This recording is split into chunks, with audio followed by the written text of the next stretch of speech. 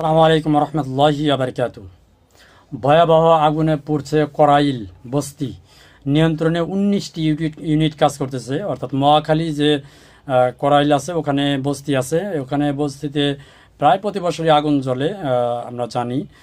তো আজকেও আগুন লেগেছে। রাজধানী মহাখালী এলাকায় করাইল বস্তির আগুন বড় আকারে রূপ নিয়েছে। আগুন লাগার 4 ঘন্টা পরেও পরিস্থিতি নিয়ন্ত্রণে আনতে পারেনি ফায়ার সার্ভিস। স্থানীয়দের সঙ্গে নিয়ে 19টি ইউনিট আগুন নেভানোর চেষ্টা করলেও রাত 8:30টার পর বস্তির বিভিন্ন স্থানে দাউ দাউ করে আগুন জ্বলতে দেখা যায়। ফায়ার সার্ভিস জানায়, মঙ্গলবার বিকেলে 5:22 আগুন লাগার খবর পাওয়া যায়, মানে বিকেলে।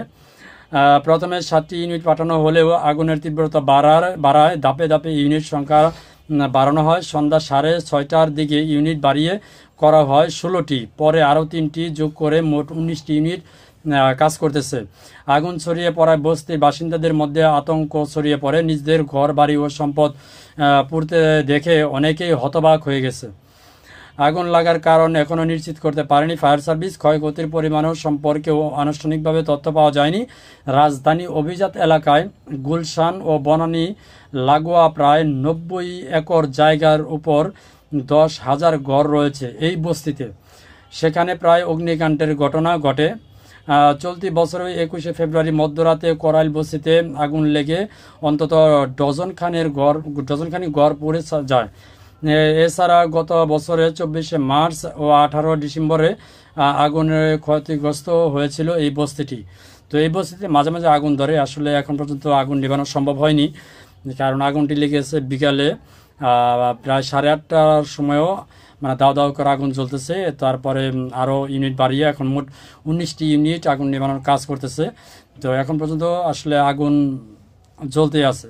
তো গত বছর যে আগুনটা লেগেছে সেটা হচ্ছে আপনার যে গ্যাস আছে, অবৈধভাবে যে গ্যাসগুলো থাকে, গ্যাস লাইনগুলো থাকে, সেগুলো লিখেছে আগুন লেগেছিল গত বছর।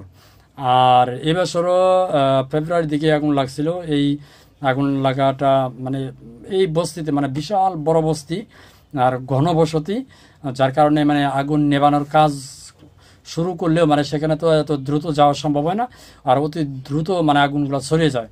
সেখানে গ্যাসগুলোর লাইন হচ্ছে আপনার ধাপে ধাপে মানে উপরেই। সেই কারণে মানে গ্যাস লাইনগুলো মেরামত করা হয় না, সেই কারণে আগুনগুলো আর বেশি লেগে যায়। তো যাই হোক, আল্লাহ তাআলা সবাইকে হেফাজত করুক, আমিন। আপনারা সবাই দোয়া করবেন যাতে আগুনগুলো দ্রুত নিভানোর কাজ সম্ভব হয়। তবে এখন পর্যন্ত অনেক মানে প্রচুর পরিমাণ আগুন দাউ দাউ করে জ্বলতেছে। ওখানে আমার এক বন্ধু আছে, ও মানে মহাখালীতেই, তাকে আমি কল দিছিলাম, সেও বললো যে না, আগুন এখনও নিভে নাই। প্রচুর পরিমাণ আগুন, মানে আগুনের তীব্রতা ভয়াবহ ছড়াচ্ছে।